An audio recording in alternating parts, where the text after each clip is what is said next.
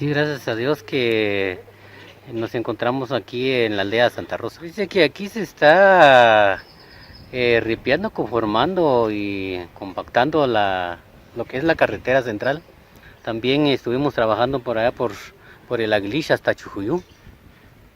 Y allá son 7 kilómetros. ¿Qué tipo de maquinaria se está utilizando? Aquí tenemos el patrol, el rodo y el camión que es la regadera de agua. ¿En cuánto tiempo se cree que terminen estos trabajos?